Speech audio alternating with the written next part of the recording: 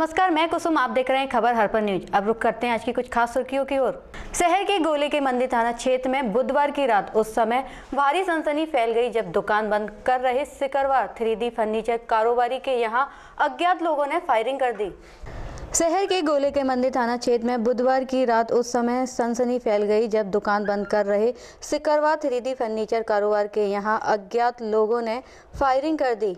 गनीमत यह रही कि दुकानदार समय रहते संभल गया और गोलियां उसकी दुकान के शटर में जा लगीं।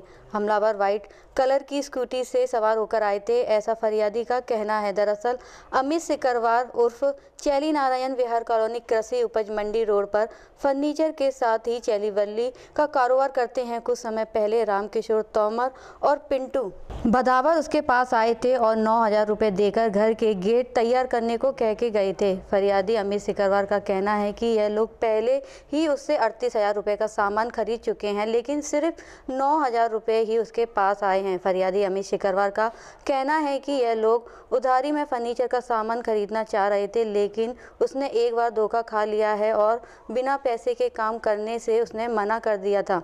इसी को लेकर पिंटू बदावर और रामकिशोर तोमर ने उस पर फायरिंग की थी। गोले के मंदिर पुलिस ने इस मामले में जांच शुरू कर दी है। मेरे पास फोन आया था, बोले सिकरवार जी गेट बना दो। मैंने भाई साहब पेमेंट और करा दो। 38,000 रुपये पेमेंट था, 9,000 रुपये एडवांस दिया था। पेमेंट किया था इन्होंने 10,000 रुपये, 1,000 रुपये दारू के लिए रिटर्न ले लिया था मुझसे। बोले मेरे गेट बना दो और फोटो खिंचाएंगे मकान के, जब उसके बाद पेमेंट होगा। मैंने भाई मेरे को विश्वास नहीं है, बिल्डर तुम्हारा पहले से धोखा दे चुका है, तो मैं ऐसे दरवाजे नहीं दे पाऊंगा। तो मेरे को धमकी दी मारने की और मेरे ऊपर हवाई फायर की है। मैं अपनी शॉप बढ़ाने के लिए था। किस जगह शॉप है? किस नाम? मेरी नारायण विहार गोले का मंदिर मंडी रोड। कितने लोग थे? कितने लोग थे? कैसे आए? वो अंदाजे से मेरे को ये नहीं मालूम, 2 लोग थे कि 4 लोग थे। स्कूटी गाड़ी से थे, वाइट कलर की से। कितने फायर किए? उनने मेरे शटर में 4 फायर किए हैं, 4 छेद है। पुलिस आई है अभी? आप पुलिस आई थी अपनी कार्रवाई करने के लिए। मैं थाने FIR करने जा रहा हूँ। महिलाओं को परिजनों द्वारा बंधक बनाए जाने की शिकायत पर उसे मुक्त कराने पहुंचे डायल 100 के सिपाहियों के साथ महिलाओं के परिजनों ने मारपीट कर दी। पुलिस ने सिपाहियों की शिकायत पर आरोपियों के खिलाफ शासकीय कार्य में बांधा मारपीट एवं धाराओं के तहत मामला दर्ज कर लिया है। महिलाओं को परिजनों द्वारा बंधक बनाए जाने की शिकायत पर उसे मुक्त कराने पहुंचे डायल 100 के सिपाहियों के साथ महिलाओं के परिजनों ने मारपीट कर दी। पुलिस ने सिपाहियों की शिकायत पर आरोपियों के खिलाफ शासकीय कार्य में बांधा मारपीट एवं बलवे की धाराओं के तहत मामला दर्ज कर लिया है। सब इंस्पेक्टर शत्रुघ्न सिंह ने बताया है कि केदारपुर गांव से सूचना मिली थी कि सुनीता गुर्जर नाम की महिला को उसके ही परिजनों ने बंधक बना लिया था। सूचना पर डायल 100 को मौके पर भेजा। जब दोनों सिपाहियों ने सुनीता को कमरे से बाहर निकाला तो उसके परिजनों ने पुलिस वालों के साथ मारपीट शुरू कर दी। घायल सिपाही दशरथ सिंह दीपक अहिरवार की शिकायत पर आरोपियों के खिलाफ शासकीय कार्य में बांधा मारपीट और बलवे सहित अन्य धाराओं में मामला दर्ज कर आरोपियों की तलाश की जा रही है। मारपीट का मामला है पुलिस स्टेशन। उसमें क्या हुआ था कि केदारपुर गांव पड़ता है, वहाँ से एक इवेंट आया था 100 नंबर पे। सुनीता गुर्जर महिला थी, उसके परिवार वालों ने से कमरे में बंद कर लिया था। तो इवेंट पर 100 नंबर गाड़ी वहाँ पहुँची तो 100 नंबर गाड़ी ने उनको बाहर निकाला। तो उसके जो घर वाले थे सुनीता गुर्जर के परिजन, उन्होंने पुलिस वाले के साथ झड़प हो गई उनकी और धक्का मुक्की चाटा वाटा मार दी। इस पर थाने पे अपना अपराध पंजीबद्ध कर लिया और विवेचना कर रहे हैं। जल्दी जल्दी कार्रवाई करेंगे, जो भी कार्रवाई होती है। क्या नाम है आरक्षक का? क्या आरक्षक का नाम? एक तो दशरथ सिंह है, कंपू थाने के हैं दोनों। दशरथ सिंह है और एक दीपक अहिरवार है, 2 आरक्षक हैं। तो किन थानों के तहत मामला दर्ज हुआ है? इसमें 353 शासकीय कार्य बाधा, मारपीट और बलवा भी कायम हुआ है। बहुचर्चित व्यापम फर्जीवाड़ा मामले में सीबीआई ने गुरुवार को चालान पेश करने की पूरी तैयारी कर ली है। इस मामले में 3 पुराने और 57 नए अपराधी हैं, लेकिन सीबीआई की विशेष कोर्ट में चालान स्वीकृत करने अथवा नहीं करने पर कोई फैसला फिलहाल नहीं किया गया है। बहुचर्चित व्यापम फर्जीवाड़ा मामले में सीबीआई ने गुरुवार को चालान पेश करने की पूरी तैयारी कर ली है। इस मामले में 3 पुराने और 57 नए मुलजिम हैं, लेकिन सीबीआई की विशेष कोर्ट में चालान स्वीकृत करने अथवा नहीं करने पर कोई फैसला फिलहाल नहीं किया गया है। इसके पीछे बुधवार को हाई कोर्ट का एक आदेश अड़चन बना है, जिसमें कहा गया है कि कोविड संक्रमण के दौरान एक साथ लगभग 5 दर्जन मुलजिमों को पेश करने में संक्रमण का खतरा कहीं ज़्यादा बढ़ सकता है। इसलिए 5-5 की संख्या में ही मुलजिमों की पेशी की जाएगी और इस मामले में कुछ वरिष्ठ नागरिक भी आरोपी हैं, अतः उन्हें बेहद जरूरी होने की स्थिति में ही कोर्ट में पेश किया जाएगा। गौरतलब है कि इस मामले में भोपाल के चिरायू मेडिकल कॉलेज के संचालक डॉक्टर अजय सहित उनके मैनेजमेंट के 1 दर्जन से ज़्यादा अधिकारी आरोपी हैं। वहीं 27 छात्राएं भी इस मामले में आरोपी बनाई गई हैं, जिन्होंने गलत तरीके से MBBS की सीटों पर प्रवेश लिया था। आरोपी की अभिवक्ता ने बताया है कि सरकारी कोटे की सीटों को चिकित्सा शिक्षा विभाग, निजी मेडिकल कॉलेज और पूर्व में प्रवेश ले चुके छात्रों की मदद से सीटों को भरा जाता था। बाद में छात्र अपनी सीट को खाली कर देता था, जहां पर कॉलेज प्रबंधन अपनी मनमानी फीस वसूल कर छात्रों को MBBS में प्रवेश देते थे।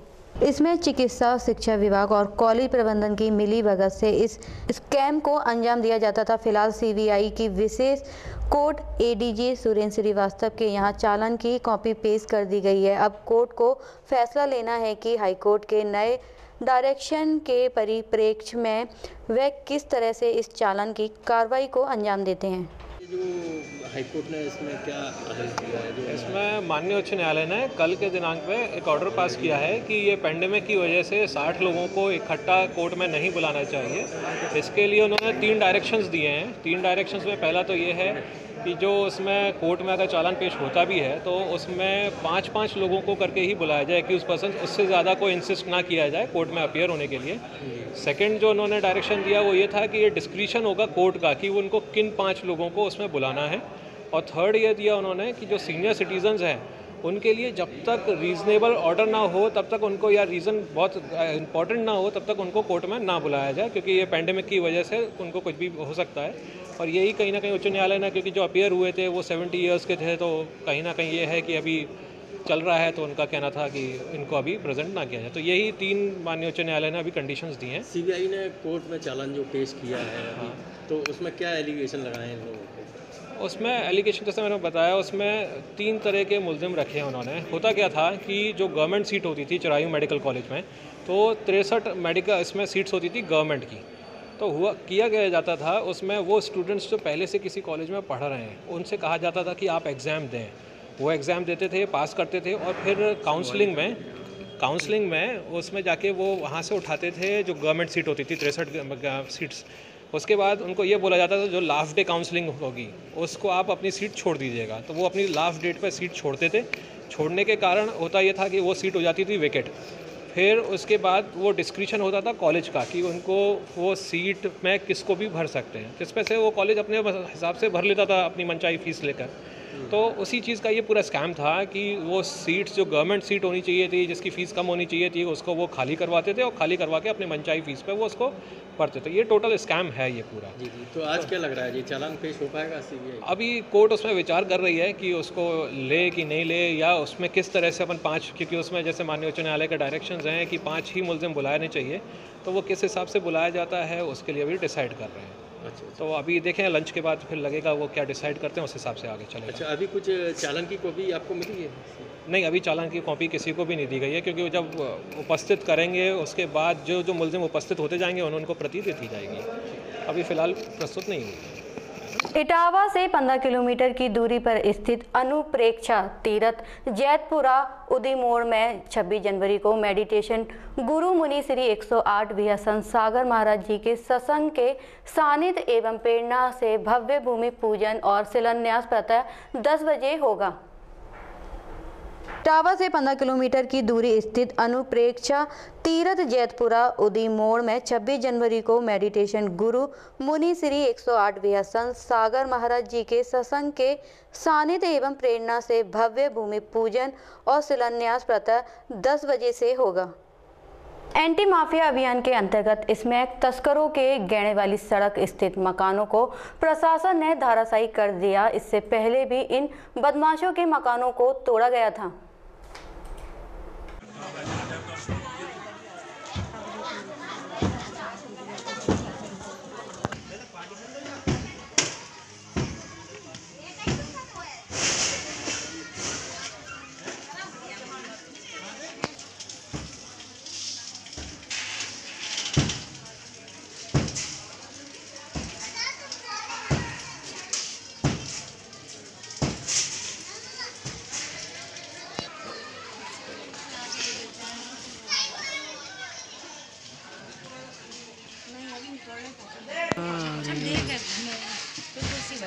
तो खाली हो जाएंगे सर भगा देंगे।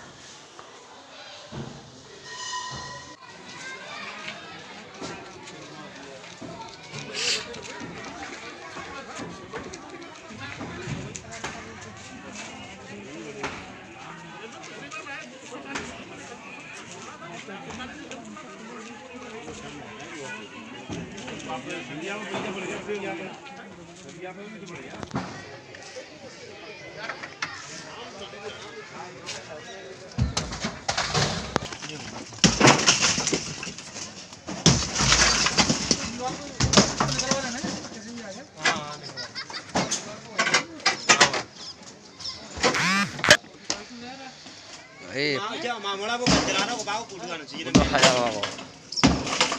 भाई सही बारे आ रहे हैं कल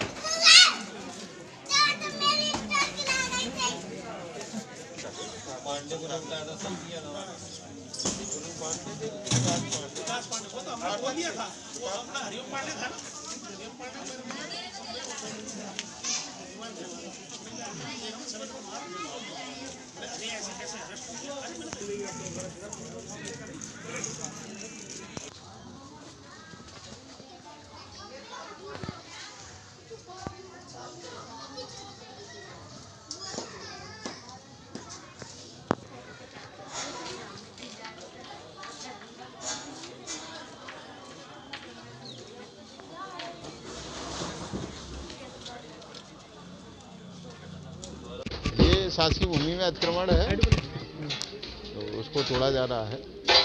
इनको नोटिस दिए गए थे और इनके पास कोई वैधानिक डॉक्यूमेंट नहीं है ऐसा, इस कारण से इनको तोड़ा जा रहा है। किसकी प्रॉपर्टी का नाम है? ये बहादुर खान है, उसकी प्रॉपर्टी उसकी नहीं है, सरकारी है प्रॉपर्टी, सरकारी जमीन बना। तो ये लोग कौन है, क्या बैकग्राउंड है लोगों का जिनके बैकग्राउंड? तो ये लोग क्या स्मैक वगैरह बेचते होंगे, इनके खिलाफ काफ़ी मुकदमे दर्ज हैं, क्रिमिनल इनका बैकग्राउंड है। लगभग कितने मकान थे इनके ऐसे? इसका तो यहाँ यही मकान है और बाकी तो अन्य जगह यहाँ अन्य लोगों के हैं, वो उन लोगों का भी बैकग्राउंड इसी टाइप का है, माफिया टाइप के स्मैकची वगैरह। ये कूट में पहले भी इनके 3 मकान तोड़े गए थे, अब 3 मकान जो इधर हैं वो भी तोड़े जा रहे हैं। हाँ तोड़े जा रहे हैं। कृषि कानूनों को वापस लिए जाने की मांगों को लेकर फूलबाग चौराहे पर कम्युनिस्ट पार्टी के कार्यकर्ताओं का अनिश्चितकालीन धरना जारी है। 7 दिनों से कार्यकर्ता हड़ताल पर बैठे हुए हैं। किसी मतवाली ने हमें खत लिखा है कि हमसे पूछा है, किसी की सांसों ने, किसी की धड़कन ने, किसी की चूड़ी ने, किसी के कंगन ने, किसी के गजरे ने, किसी के गजरे ने, महकती सुबहों ने, मचलती शामों ने, अकेली रातों ने, अधूरी बातों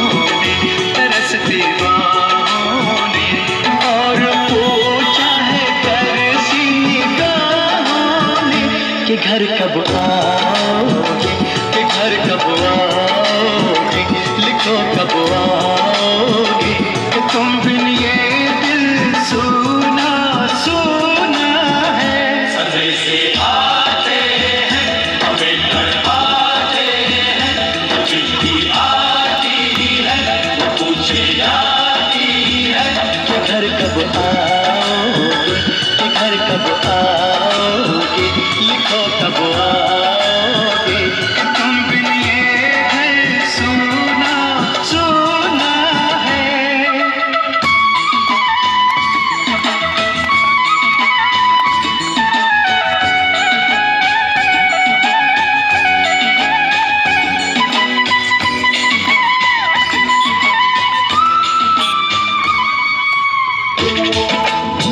अपर पुलिस महानिदेशक कानपुर जोन कानपुर जय नारायण सिंह द्वारा जनपद इटावा भ्रमण कार्यक्रम के दौरान सर्वप्रथम सलामी लेने के उपरांत रिजर्व पुलिस लाइन इटावा के मुख्य द्वार का फीता काटकर उद्घाटन कर शस्त्री पोस्ट का निरीक्षण किया गया। साथ ही अपर पुलिस महानिदेशक महोदय एवं वरिष्ठ पुलिस अधीक्षक इटावा आकाश तोमर द्वारा पुलिस लाइन में महिला थाना का निरीक्षण कर थाना कार्यालय CCTNS कक्ष आदि का निरीक्षण करते हुए अभिलेखों के सकुशल रखरखाव हेतु थाना अध्यक्ष महिला थाना को निर्देशित किया गया।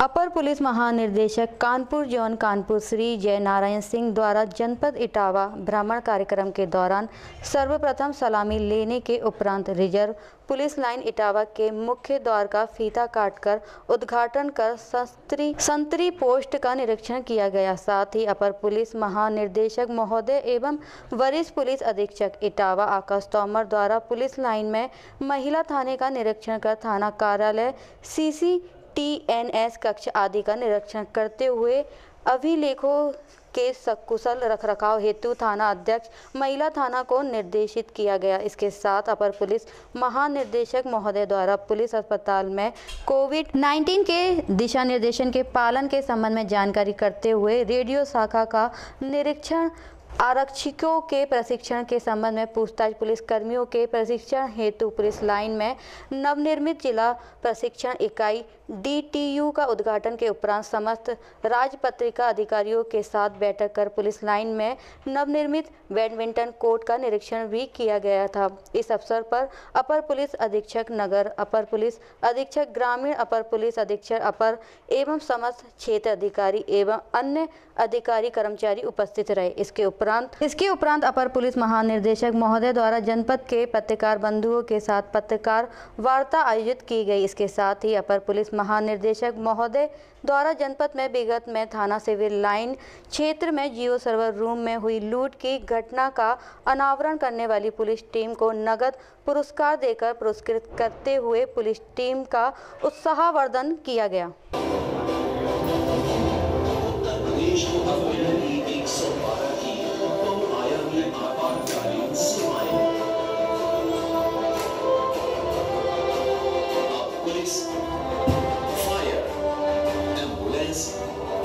जीवन रक्षक सेवाएं एक ही प्लेटफॉर्म पर उपलब्ध होंगी। उन्नत तकनीक और बेहतर प्रक्रिया का समन्वय है 112, जो ENS और LPS जैसी अत्याधुनिक तकनीक के माध्यम से देता है लीक के स्थान की ज्यादा सटीक और सही जानकारी, या जिनकी कार्यप्रणाली जिसे कहते हैं विवादित है, रायगढ़ और पालोर का हम पालन करेंगे। शेष अगर हमारे जो पुलिसकर्मी हैं उन पर भी हमने कहा वैसे ही नजर रखी जाए जैसे हम अपराधियों को नजर रखते हैं, क्योंकि हाल के कुछ समय में ये तो इस जनपद में इस तरह की बात नहीं, लेकिन कुछ जनपद में जैसे आपने देखा होगा कि बिकरू केस हुआ था, उसमें बहुत कुछ पुलिस की कार्यप्रणाली पे कहते हैं प्रश्न उठा था।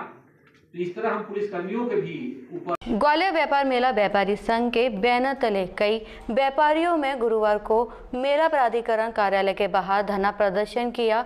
व्यापारियों ने यह धरना प्रदर्शन अर्धनग्न होकर किया है। उनकी मांग है कि यदि यह मेला आयोजित करने की तिथि जल्द ही घोषित नहीं की जाती है तो वो अपना आंदोलन और ज्यादा तेज करेंगे। ग्वालियर व्यापार मेला व्यापारी संघ के बैनर तले कई व्यापारियों ने गुरुवार को मेला प्राधिकरण कार्यालय के बाहर धरना प्रदर्शन किया। व्यापारियों ने यह धरना प्रदर्शन नग्न होकर किया है। उनकी मांग है कि यदि यह मेला आयोजित करने की तिथि जल्द ही घोषित नहीं की जाती है तो वो अपना आंदोलन और ज़्यादा तेज करेंगे। दरअसल उद्योग मंत्री ओम प्रकाश सकलेचा ने भोपाल मिलने गए व्यापारी संगठन को पिछले पखवाड़े आश्वासन किया था कि 15 जनवरी से मेला लगाया जाएगा। करीब 100 साल से भी ज़्यादा पुराने इस मेले के आयोजन को लेकर लोगों में विशेष उत्साह रहता है। खासकर ऑटोमोबाइल और इलेक्ट्रॉनिक को लेकर मेले में करोड़ों रुपए की खरीदारी होती है, लेकिन इस बार को भी कोरोना संक्रमण के चलते प्रशासन ने अभी तक मेले की तिथि घोषित नहीं की है। जबकि व्यापारी उद्योग मंत्री ओम प्रकाश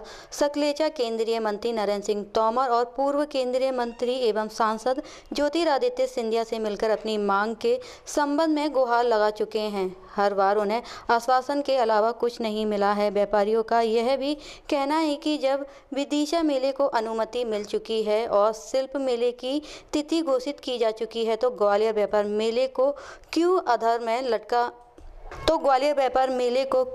में लटका कर रखा गया है। ग्वालियर व्यापार मेला व्यापारी संघ के तत्वावधान में ग्वालियर मेले के दुकानदारों के द्वारा यह प्रदर्शन किया जा रहा है। हम दुकानदारों की केवल एक मांग है मध्य प्रदेश शासन से, मध्य प्रदेश शासन के मुखिया से, कि तत्काल इस मेले की तिथि घोषित की जाए इसके प्रारंभ करने की, क्योंकि उन्होंने ये स्वीकार कर लिया है कि मेला लगेगा। जब हमारी उनसे चर्चा हुई श्रीमंत सिंधिया साहब से, माननीय नरेंद्र सिंह तोमर जी से और माननीय उद्योग मंत्री जी से, उन तीनों ने ये स्वीकार किया है कि मेला लगेगा। लेकिन हमें बड़े अफसोस के साथ ये कहना पड़ रहा है कि हमारा इतना इंतज़ार करने के बाद आज दिनांक तक तिथि घोषित नहीं हुई है। चूँकि अन्य तमाम मेले लग चुके हैं, शिल्प मेले की तिथि आ गई है, विदिशा मेले की तिथि आ गई है, हमारे ग्वालियर के अंदर जो खादी मेला चल रहा है वो चालू ही हो गया है। तो ये नहीं समझ आ रहा कि ग्वालियर मेले के साथ मध्य प्रदेश शासन ये दोहरी नीति क्यों अपना रहा है, जबकि ये हमारा ऐतिहासिक मेला है, हिंदुस्तान का सबसे पुराने मेलों में एक है। और इतने विशाल और ऐतिहासिक मेले की तिथि घोषित ना करना इनकी मन की कोई ना कोई दुर्दशा हमको लगती है। इसलिए हम अपने इस प्रदर्शन के माध्यम से उन तक अपनी बात पहुंचाना चाहते हैं कि ग्वालियर मेले का व्यापारी बहुत दुखी है, बहुत परेशान है, अति शीघ्र तिथि घोषित की जाए। अगर नहीं लगता मेला तो ना की बात तो करोगे। मेला नहीं लगना तो प्रश्न पैदा नहीं उठता, इसलिए नहीं उठता क्योंकि वो नहीं लगाएंगे तो हम लगाएंगे। मेला लगाने में कोई दिक्कत नहीं है भाई। मेला वो लोग क्या करते हैं, बिजली की व्यवस्था करते हैं, सफाई की व्यवस्था करते हैं और दुकान आवंटन की 95% दुकानें पहले से ही आरक्षित हैं, आवंटित हैं, इसलिए वो कोई समस्या आनी नहीं है। सफाई का काम नगर निगम को दे दिया जाएगा, बिजली ठेकेदार को बिजली बिल से जो बिजली का मीटर लगता है वो पेमेंट हम कर देंगे। इनकी कोई बहुत आवश्यकता नहीं है और सुरक्षा का जिम्मा ऑलरेडी पुलिस विभाग का होता ही है। इसलिए हमारा अपना मन है कि उनको तत्काल घोषित करना चाहिए। जो उद्योग मंत्री की चर्चा हुई है उस पर हम भरोसा करते हुए, माननीय सिंधिया जी ने कहा है कि हर हाल में मेला लगेगा, उन पर भरोसा करते हुए केवल एक ही प्रार्थना है कि इसकी तत्काल तिथि घोषित की जाए ताकि ये मेला प्रारंभ हो सके। तरीके से प्रदर्शन करने के लिए क्या ये हम अपनी दशा व्यक्त कर रहे हैं। मेले के व्यापारी की दशा यहाँ तक आ गई है कि अब हमारे तन पर वस्त्र उतर गए। अभी चाहे तो थोड़े बहुत हमने पहन रखे हैं, अगर शासन ये चाहता है तो हम उसके लिए भी तैयार हैं। ये हम एक सिम्बॉलिक है कि ये हमारी स्थिति है और हम अपनी स्थिति उनके सामने रख रहे हैं कि भैया जल्दी कर दो। मेले का व्यापारी बहुत दुखी और परेशान है, इसलिए हमारी ये प्रार्थना है। कृषि कानूनों के विरोध में किसानों द्वारा आज पूरे देश में ट्रैक्टर रैली निकाली गई। ग्वालियर में भी किसानों ने ट्रैक्टर रैली निकाली जो फूलबाग पर जाकर समाप्त हुई।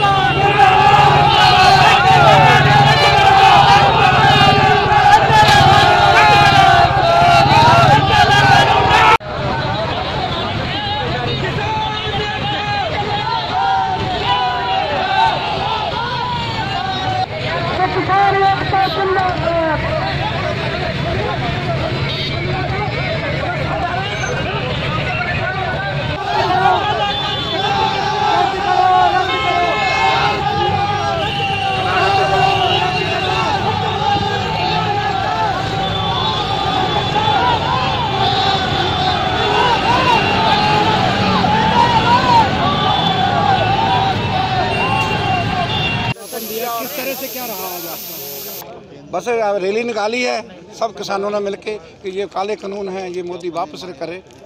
जो किसानों के साथ ये बहुत बेचे 1500 रुपये किलो, 1500 रुपये क्विंटल धान बेची है, जो 5000 4000 बिकती थी।